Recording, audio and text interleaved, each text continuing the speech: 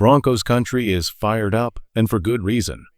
Sean Payton and George Paton just pulled off a smart move, turning Devin Veal into 2 valuable draft picks. Payton himself admitted that Veal was unlikely to crack the game day roster, especially with the rise of young playmakers like Troy Franklin, Marvin Mims, and Pat Bryant stepping into the spotlight. This roster is deep, maybe deeper than it's been in years, and that creates tough decisions. The Broncos aren't finished with roster cuts, and the front office knows the importance of getting something in return for players who won't make the final 53. Last season, talent slipped away for nothing. This year, Denver is determined not to let that happen again. In this breakdown, we'll dive into the Broncos' potential trade candidates, the teams that could be hunting for their services, and where these players might land. Plus, we'll hit on the latest updates from practice as Denver prepares to march into New Orleans. Sean Payton has made it clear, this is one of the deepest teams he's ever coached. That's not just talk, it's the kind of depth that fuels playoff pushes and turns contenders into champions. And if the Broncos can continue turning roster cuts into draft capital, it might just set the foundation for something even bigger down the road. Across the league, the buzz is clear. Teams are desperate for running backs. It's surprising considering this year's draft class was loaded with talent, hailed as one of the deepest in history. Yet here we are with contenders like the Saints, Browns, and Chiefs scrambling to fill that hole in their offenses. Take Kansas City, for example. As explosive as their passing attack was, their ground game sputtered badly last season. At times, their running back room looked even thinner than Denver's. For a team chasing championships, that's a glaring weakness they can't afford to ignore. And that opens a door for the Broncos. We've seen this play before. Think back to Albert Okwuegbunam's final preseason in Denver. The team showcased him, gave him a heavy workload, and turned it into a trade with the Eagles. One late-round pick was better than nothing.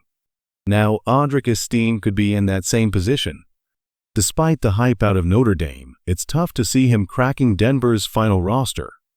But instead of letting him go for free, why not flip him into draft capital? A 5th or 6th round pick might not sound flashy, but it adds value and a fresh start for a young back on a team that needs him. Imagine Estime in New Orleans, complementing their rotation, or in Cleveland, where depth is critical. Even Kansas City could use a bruiser like him to balance out their offense. The bottom line, the Broncos have the kind of roster depth that other teams are desperate for, and that's exactly where smart organizations find opportunities. What a difference a year makes. Last season, the question was whether Bo Nix had enough weapons around him.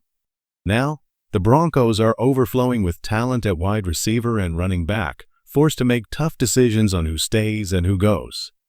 It's a complete 180 from scarcity to surplus, and it's a problem every team wishes they had. This depth means Denver will likely trade or cut players that other franchises would love to have. That speaks volumes about just how far this roster has come in a short time. And behind it all is Sean Payton. Today was another reminder of why he's one of the best in the business. While some coaches shrug off preseason games as meaningless, Payton treats every detail with precision. Before heading into New Orleans, he moved practice indoors, simulating the exact dome environment the team will face on Saturday. That's the kind of obsessive preparation that separates great coaches from average ones. Payton's philosophy is clear: handle the small details, and the big wins will follow. We've already seen the impact of that mindset since he arrived in Denver. The standard has changed. The culture has shifted, and there's no one better to lead this organization back into true contention. The Broncos are expected to give their starters about 8 to 10 snaps in this final preseason matchup, but there's more to the story. Sean Payton made it crystal clear this week. He's taking the reins back on play calling. When asked who would call the plays after Davis Webb handled things last game, Payton didn't even let the question finish. His response was immediate and commanding: "I'm calling them." That tells you everything you need to know about his mindset. Payton knows Webb impressed last week with one of the sharpest play-calling performances of the preseason, even drawing comparisons to Payton's own first game. Now the veteran coach is ready to remind everyone why he's the mastermind. And against his former team, in the very city where he built his legacy, expect him to bring an extra edge. Meanwhile, the Saints are approaching this game differently. Reports say their starters could play an entire half with no clear quarterback situation settled yet under head coach Kellen Moore. That contrast sets up a fascinating showdown, Payton looking to put his stamp back on Denver's offense while New Orleans tests its identity. Don't be surprised if Payton pushes his starters a little longer than expected. This isn't just another preseason game. It's a statement game for the Broncos as head coach against the team he once led to a championship. The fire and intensity will be there from the opening snap. The Devin Veal trade made one thing clear: Sean Payton has absolute confidence in his young receivers. Troy Franklin, Marvin Mims, Pat Bryant, and even Courtland Sutton have given him the depth and firepower to make bold moves. That's the only reason a deal like this happens, because the Broncos believe their wide receiver room is stronger than it's been in years. And Denver wasn't short on suitors. While the Saints were in the mix, 3 other teams also called, proving what many outside doubted: the Broncos' wideouts are not trash. Around the league, front offices see the talent in Franklin, Mims, Bryant, and Sutton, so much so that Veal became a trade target despite his limited path to playing time in Denver. The return was even more eye-opening. The Broncos managed to get more for Veal than the Cowboys did for DK Metcalf, more than the 49ers got for Sky Moore, and even more than Denver itself received for Jerry Jeudy.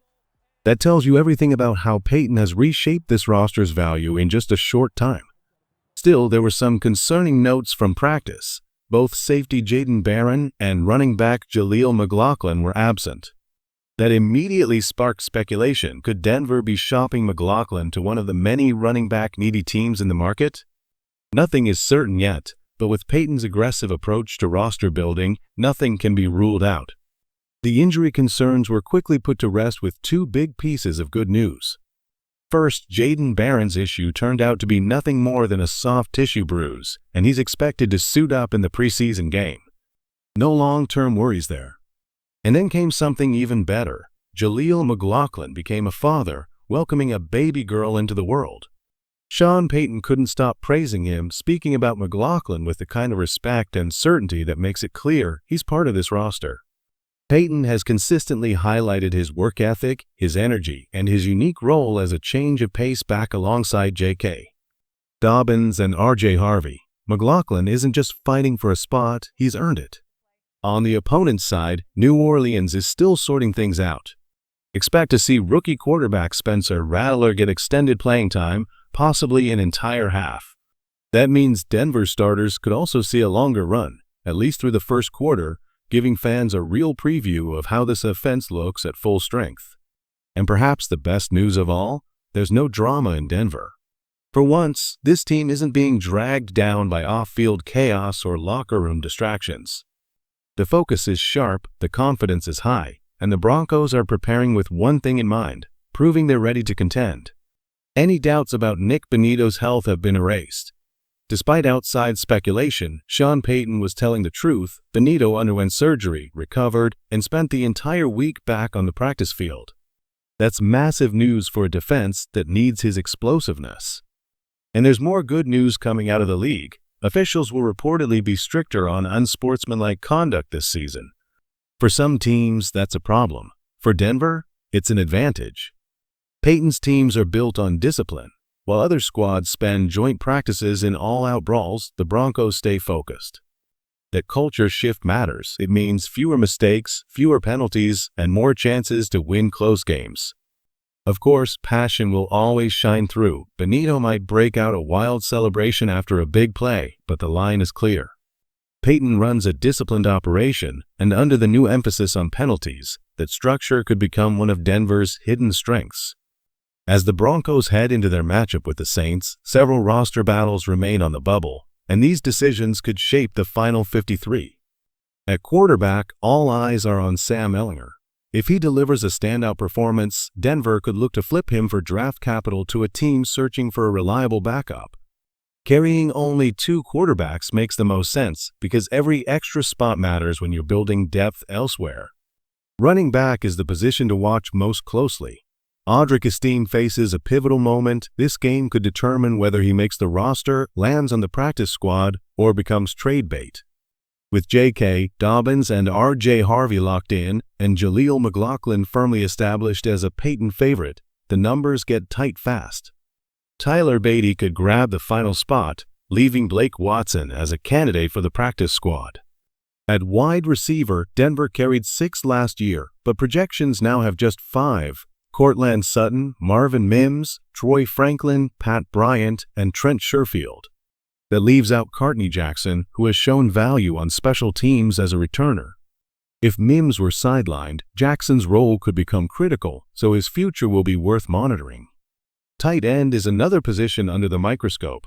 The team may carry 4, but Caleb Lohner's costly penalties this preseason raise questions. Denver could attempt to stash him on the practice squad, but other teams, like the Patriots and Colts, have already shown interest.